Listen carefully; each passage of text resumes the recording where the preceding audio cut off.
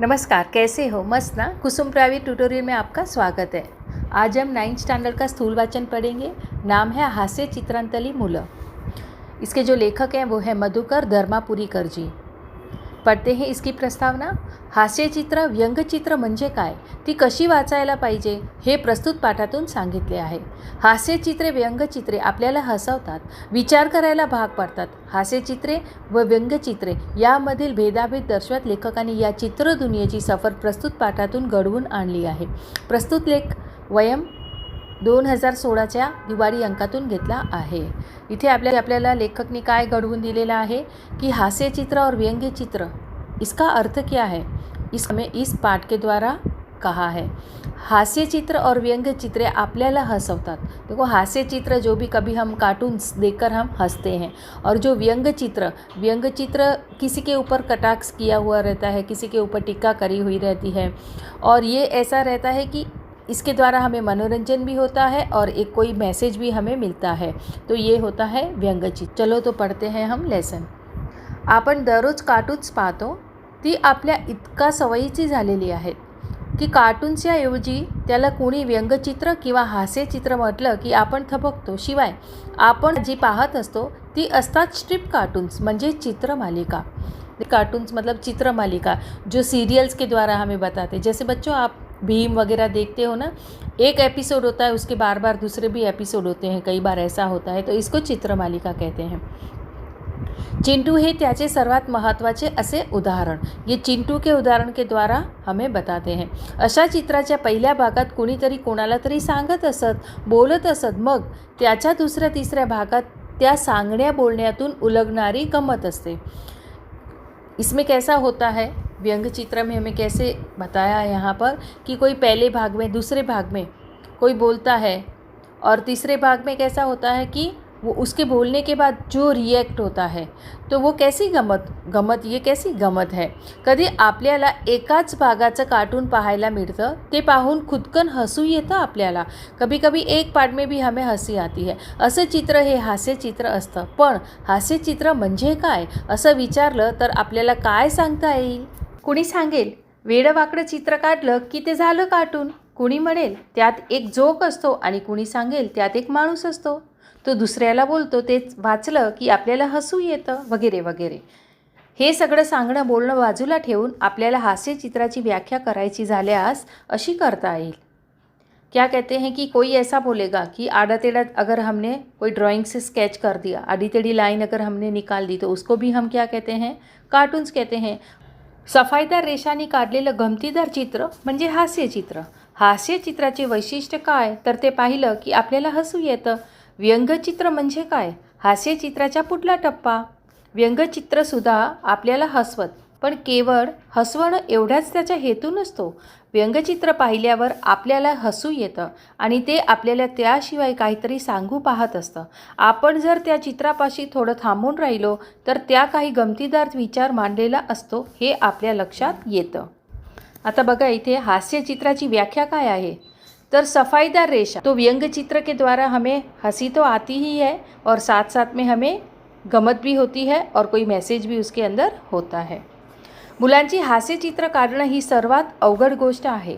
मुलांची म्हणजे केवळ मुलांसाठीच नाही, तर हास्यचित्रात जी मुलं असतात ती मुलं काढणं फार अवघड असतं का? तुम्ही काढून पहा, तेव्हा लक्षात येईल। कारण लहान मुलांचं चित्र आकाराने लहान काढलं तर ते थोडंच लहान मुलांचं वाटणार। एखादा उंच माणूस काढला तर तो त्या उंच माणसाला मुलगा वाटणार का? छे, मग दाढी मिशा नसल्या की होईल का चित्रांतला पोरग? नाही बुवा, तसंही होणार नाही। त्याला शर्ट चड्डी घातली की होईल का ते पोरगा? चित्र काढायला प्रयत्न केला की आपल्या या अडचणी लक्षात येतात। मोठ्या माणसाकडे आणि मुलाकडे आपण बारीकाईने पाहिलेलेच नाही, हेही आपल्या स्पष्टपणे लक्षात येईल, आणि इथेच व्यंग्यचित्रकारांचं कौशल्य लक्षात येतं। मुलांसाठी विनोद करणं एक वेळ सोपं, पण व्यंग्यचित्रातलं मुलं हे मुलांसारखं दिसणं सर्वात कठीण आहे। क्या कहते हैं हमें कि व्यंग्यचित्र निकालना बहुत हार्ड होता है। हम अगर हमने बच्चे के ड्राइंग किया और उसके अगर दाढ़ी मूछ निकाल दी तो वो बच्चा नहीं लगेगा, लेकिन कोई अगर बड़े का हमने चित्र निकाला और उसकी अगर दाढ़ी मूछ नहीं की तो वो कैसा लगेगा? तो यहाँ पर व्यंग चित्र जब हम करने बैठते हैं तभी बहुत हार्ड होता है, यही हमें बताने की कोशिश यहाँ पर की है। आपण इथे वेगवेगळ्या व्यंगचित्रकारांनी आपापल्या व्यंगचित्रात, हास्यचित्रात लहान मुलं कशी काढली आणि त्यांच्या बोलण्यातून, वागण्यातून त्यांचं लहानपण कसं उमटलं आहे ते पाहूया। हास्यचित्र म्हटलं की आधी आठवण येते ते द फडणीस या ज्येष्ठ व्यंगचित्रकारांच्या चित्रांची। शाळेतल्या 4वी-5वीच्या गणिताच्या पुस्तकात फडणीसांची हास्यचित्रे होती। पाहताना गणिताचा भाव कमी झाला होता मुलांचा। इथे काय सांगतात आपल्याला, क्या कहते हैं कि इन्होंने ये जो देखो सामने छोटी बच्ची जो दिख रही है हमें, उस बच्ची के द्वारा उन्होंने एक मैथ्स की बुक के अंदर 4th और 5th स्टैंडर्ड के बच्चों की जो मैथ्स की बुक थी उसमें ये चित्र, तो ये जो बच्चों को डर लग रहा था, बाऊ मतलब डर, जो बच्चों को मैथ्स का जो डर लग रहा था तो वो डर उनका कम हो गया था। त्याचं हे हास्यचित्र पहा, जाड रेषांनी खरं म्हणजे मोठी माणसं काढता येतात असा आपला समज। मात्र या चित्रात फ्रॉक घातलेली ही मुलगी लहान बाळाला दूध पाजावे तशी या लहानग्या रोपट्याला पाणी घालते आहे, तेही किती काळजीने दुधाच्या बाटलीने। क्या कहते हैं, देखो ये छोटी बच्ची जो हमें दिख रही है यहाँ पर, वो कैसे काळजी ने मतलब कितना ध्यान से उस पौधों को पानी दे रही है, और वो भी कैसे दे रही है, बॉटल में से। श्याम जोशी हे मराठीतले मागच्या पिढीचे महत्त्वाचे हास्य चित्रकार। त्यांची रेषा ही फडणीसांच्या रेषेपेक्षा अगदी उलट, नाजूक आणि लवचिक अशी। त्याच्या या हास्यचित्रात पहा, जो श्याम जोशी है, इनकी जो रेशे हैं, मतलब इनकी जो ड्राइंग करने का, चित्र निकालने का इनका तरीका बहुत अलग है। अगदी रांगणार मुलं काढलं आहे, त्याची हालचाल जाणवते नाही का। शिवाय देवाला फूल देणारा हा मुलगा त्या रांगणाऱ्या बाळापेक्षा मोठा। हास्यचित्र आणि चित्रात हाच फरक असतो। चित्रात हुबेहूब काढायचा प्रयत्न असतो, तर हास्यचित्रात विनोदी माणूस एखाद्या वागणाऱ्या बोलणाऱ्याशी जशी हुबेहूब नकल करतो तशी ती चित्राची गमतीदार हुबेहूब नकल असते। देखो बच्चों, यहाँ पर हमें पता चलता है कि अगर सिंपल हम ड्राइंग करते हैं तो इतना इजी होता है, लेकिन अगर ड्राइंग के माध्यम से हमें अगर किसी को मैसेज देना है तो वो बहुत कठिन होता है।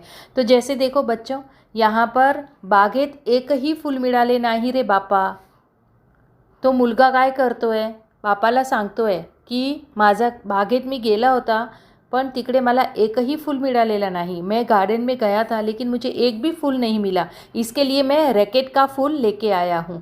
तो देखो बच्चा, उसके चेहरे देखो, बच्चे का चेहरे के एक्सप्रेशन देखो, वो चढ़ा रहा है भगवान को तो। और सामने गणपति बापा के एक्सप्रेशन देखिए, वो भी आश्चर्यचकित हैं, अरे बाबा ये कौन सा फूल मेरे ऊपर चढ़ा रहा है। और देखो बच्चों, वो जो क्रॉलिंग कर रहा है ना बच्चा, उसके ऊपर क्या लिखा है कि एखाद्या भारत बंद असला तरी आम्ही बुवा उघडेच असतो। मतलब ये जो छोटा बच्चा है उसने कपड़े नहीं पहने हैं, इसके लिए वो ऐसा बोल रहा है, वहाँ पर लिखा हुआ है। तो ये कार्टून जो ड्रॉ किया है इसकी वजह से हमें हंसी भी आती है। डेव्हिड लँगडन या अमेरिकन व्यंगचित्रकाराची ही चित्र पहा। पहिल्या चित्रात चतुर मुलगा पैशाचा गल्ला फोडतो आहे, हा त्याचा पराक्रम आपल्याला दिसतो आणि मग त्याच्या चेहऱ्यावरचे ते भाव आपल्याला जाणवतात आणि खरे वाटतात। देखो बच्चों, ये जो ड्राइंग है इसे हमें पता चलता है कि वो अपना जो पिगी बैंक है उस पिगी बैंक को वो फोड़ रहा है और देख रहा है कि कोई मुझे देख तो नहीं रहा है ना, मैं अंदर पिगी बॉक्स में से मैं पैसे निकाल रहा हूँ। तो तर दुसरं चित्र भोकाड पसरणाऱ्या मुलाचं, त्याला व्यंगचित्र म्हणता येईल का बरं। चित्र पाहताना आपण लक्ष आधी जातं ते काळ्या रंगाकडे, मुलाच्या मोठ्याने रडण्याकडे। आपल्याला वाटून जातं की लहान मुलं उगीच रडत असतात, तसं हा रडतो आहे, बाकी काही नाही। पण चित्राकडे लक्षपूर्वक पाहिल्यावर आपल्याला दिसते ती सेफ्टी पिन आणि विचार येतो, अरे ही पिन याला टोचत असणार आणि म्हणून याने भोकाड पसरले असणार। तसेच असावे, कारण मुलांच्या रडणाऱ्याला काही कारण असतं। इथे त्याचे हातपाय कसे काढले आहेत पहा। देखो, हम अगर वो बच्चे को देखते हैं कि कितना भूखाड़ करके, मतलब ज़ोर ज़ोर से वो बच्चा रो रहा है, और जैसे हम देखते हैं तो लगता है हमें ये बच्चे तो पूरे दिन ऐसे ही रोते रहते हैं। और अगर उसको हम गौर से देखते हैं तो हमें पता चलता है कि उसकी जो नेपी है उसके अंदर सेफ्टी पिन लगी हुई है। तो ये इसकी वजह तो शायद रो रहा है, ऐसे हमें बाद में पता चलता है। कब? जब उसको हम ध्यान से देखते हैं तब। देखो बच्चों, उसके बाल देखो कैसे खड़े हो गए हैं, उसके हाथ पांव देखो कैसे सीधे हो गए हैं। मतलब ये जो ज़ोर ज़ोर से रो रहा है, इसकी वजह से पूरी बॉडी से, उसके एक्सप्रेशन से, बॉडी से, उसकी रोने के तरीके से हमें पता चलता है कि रियल में उसको सेफ्टी पिन लग रही होगी, इसके लिए वो ज़ोर ज़ोर से रो रहा है। लहान मुलं लहान कशी दिसतात चित्रात, त्याचं नेमकं काय रहस्य आहे हे पाहायचं असेल तर ज्या व्यंगचित्रात, हास्यचित्रात मोठा माणूस आणि छोटा मुलगा असे दोनही आहेत, अशी चित्र पाहावीत। हे आहे जागतिक कीर्तीचे व्यंगचित्रकार R.K. लक्ष्मण यांचं व्यंगचित्र। खेड्यात मुलांचे केस कापणारे असायचे। मुलाला जमिनीवर बसवून त्याचे केस कापले जायचे। इथे पहा, तो माणूस कसा बसला आहे, त्याचा आकार, त्याच्या चेहऱ्यावरचे ते उत्साहाचे भाव आणि केस कापून घेणारा कंटाळलेला, वैतागलेला मुलगा, तेच हात पाय, तेच नाक डोळे, पण फरक कुठे आहे? ज्यामुळे हा मोठा माणूस वाटतो आणि हे लहान मुलं वाटतं। आकाराने लहान मोठे पण आहेच, पण त्याशिवाय अधिक काय आहे? चित्र के द्वारा हमें क्या पता चलता है? कोई गांव के अंदर जो एक आदमी है, वो कैंची से बाल काट रहा है, और वो जहाँ बैठा है उसकी बैठने की स्टाइल और उसने जो चीज़ें रखी है वहाँ पर, कैंची है, वो सब, उससे हमें पता चलता है कि ये बार्बर है। और वो कितना खुशी से, उत्साह से, उसका चेहरे पे देखो, उसके भाव पता चलते हैं कि कितने उत्साह से वो बाल काट रहा है, कितने हैप्पीनेस से वो बच्चे का बाल काट रहा है। और देखो, उस छोटे बच्चे को हम अगर देखते हैं तो हमें पता चलता है कि वो कितना कंटाळलेला आहे, तो किती वैतागलेला आहे, मतलब चिडलेला आहे, उसको बहुत कंटाळा आ गया है बैठ बैठ के। तो ये जो व्यंग चित्र होते हैं वो निकालने के लिए बहुत हार्ड होते हैं, अवघड असतात हे सगळे चित्र आपल्याला काढायला। देखो बच्चों, ये जो कार्टून दिया है वहाँ हम पढ़ते हैं, पप्पा नदीचं पाणी कुठे जातं आहे? ही नदी मोठ्या नदीला मिळते, मोठी नदी समुद्राला मिळते। देखो, छोटा बच्चा है, वो पूछ रहा है कि पापा नदी का पानी कुठे जाता हो? ये पानी है नदी का, जो कहाँ तक जा रहा है? तो उसके पापा उसको उत्तर देते हैं कि ही नदी मोठ्या नदीला मिळते, मतलब ये जो छोटी नदी है बड़ी नदी को मिलती है, और बड़ी जो नदी है वो समुद्र को मिलती है। तो ये बच्चा वापस, पापा उसको पूछते हैं कि क्यों ऐसा तू प्रश्न पूछ रहा है, कहाँ रे? थर्ड चित्र में हमें पता चलता है कि तुमच्या स्कूटरची किल्ली नदीत पडली म्हणून विचारतो है। देखो, इसको पापा को कहता है कि आपका जो स्कूटर था उसकी चाबी नदी के अंदर गिर गई है। तो देखो, हमें इस एक्सप्रेशन से पता चलता है। आता आणखी एक गंमत पाहू। हंगेरियन व्यंगचित्रकार रेबर यांचे हे चित्र पाहताच आपल्याला वाटते ही दोन वेगवेगळी चित्र आहेत, एक लहान मुलगा आणि एक मोठा माणूस। पण भिंतीवर लावलेले तेच चित्र आणि दोघांच्या केसांची ठेवण पाहिल्यावर लक्षात येते की हा लहानपणी मोठे व्हायोलिन वाजवतो आहे आणि आता मोठा झाल्यावर लहान व्हायोलिन वाजवतो आहे। लहान मुलांना मोठ्या वस्तूचे आकर्षण असतं आणि वाढत्या वयानुसार आपण जपलेला छंद अधिक खोल, सूक्ष्म असा होत जातो। बाह्य आकारांचे आकर्षण कमी होत असतं, असं या व्यंगचित्रकाराला सांगायचं आहे। देखो बच्चों, यहाँ हमें इस चित्र द्वारा क्या पता चलता है? इन दोनों के बाल की स्टाइल सेम बताई है, तो इसे हमें पता चलता है कि ये जब अभी बड़ा हो गया है, लेकिन जब ये छोटा था तभी क्या करता था? खुद छोटा था लेकिन वायोलिन बड़ा बजाता था। और अभी कैसा हो गया है? वो बड़ा हो गया है लेकिन वायोलिन अभी छोटा बजा रहा है। तो इससे हमें पता चलता है कि जब बचपन में उसको जो वायोलिन बजाने का शौक़ होगा तो वो बड़ा वायोलिन भी वो बजाता था। और इससे एक मैसेज ये भी दिया है कि जब हम छोटे होते हैं तो हमें बड़ी चीज़ों का हमें बहुत आकर्षण होता है, और जैसे जैसे हम बड़े हो जाते हैं वैसे वैसे बाहर की चीज़ों का आकर्षण हमें कम होता जाता है। आता हे हास्यचित्र, चित्रकलेवर हुकूमत मिळवली। ही हास्यचित्रात काय जादू करता येतं त्याचं उदाहरण ब्रिटिश व्यंग्यचित्रकार नॉर्मन थेलवेल यांचं। मुलाची कॅप, त्याचा शर्ट आणि सॉक्स, बूट पाहून लक्षात येतं की हा स्काउटचा मुलगा आहे। त्याच्याकडे सर्वच उपयोगी वस्तू अगदी तयार असतात। इथे त्याच्या बुटात अगदी मध्यभागी काहीतरी घुसून बसलं आहे आणि ते काढण्याच्या नादात असलेला हा मुलगा पहा ना, कसा वेडावाकडा झालेला आहे। शिवाय त्याचा चेहरा आपल्याला अगदी गुंतवून टाकणार हे असं हास्यचित्र। ये चित्र देखो बच्चों, ये बच्चा जो है हमें पता चलता है कि उसने कैप पहनी है, शर्ट पहना है, सॉक्स और बूट पहने हैं। इसकी वजह से हमें पता चलता है ये कि स्काउट बॉय है ये। और इतना ही नहीं, उसकी बूट के अंदर एकदम बूट के मिडल भाग में कुछ तो भी अंदर घुस गया है।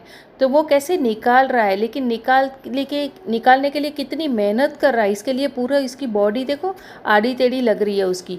तो इतना वो मग्न हो गया है कि क्या अंदर मेरी बूट में चला गया है। तो वो अपनी आंखें फाड़ फाड़ कर अंदर देख रहा है। आता आपल्या लक्षात आलं असेल की लहान मुलांचं चित्र काढताना त्या चित्राचा किंवा त्या मुलाचा लहान आकारच महत्त्वाचा नसतो, तर शरीराच्या प्रत्येक अवयवाचा आकार त्या प्रमाणात लहान असणं गरजेचं असतं.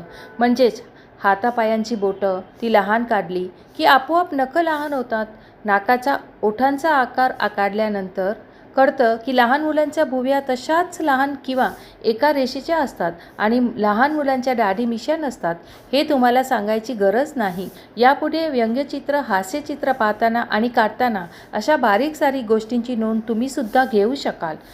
लेखक हमें यहाँ पर क्या कहना चाहते हैं कि उनका जो आकार रहता है, होठों का आकार, नाक का आकार, तो वो छोटा है तो छोटे के हिसाब से आता है और बड़ा है तो बड़े के हिसाब से आता है। और कहते हैं कि अभी आगे से जब भी आप अगर कोई भी चित्र अगर देखते हो तो उस चित्र को आपको बारीक से देखना है कि व्यंग्य चित्र, हास्य चित्र पाताना आणि काढताना, अगर आप व्यंग्य चित्र देख रहे हो, हास्य चित्र देख रहे हो या आप ड्रॉ कर रहे हो, तो आपको ये बारीक सारीक जो छोटी छोटी चीज़ें हैं, इन सब चीज़ों का आपको भी ध्यान देना पड़ेगा, उनकी नोंद आपको रखनी पड़ेगी। तो बच्चों, ये लेसन आपको अच्छे से समझ में आ गया होगा और मेरी चैनल को लाइक, सब्सक्राइब और शेयर करना ना भूलिए। तो मिलते हैं हम अगले वीडियो में, तब तक के लिए धन्यवाद।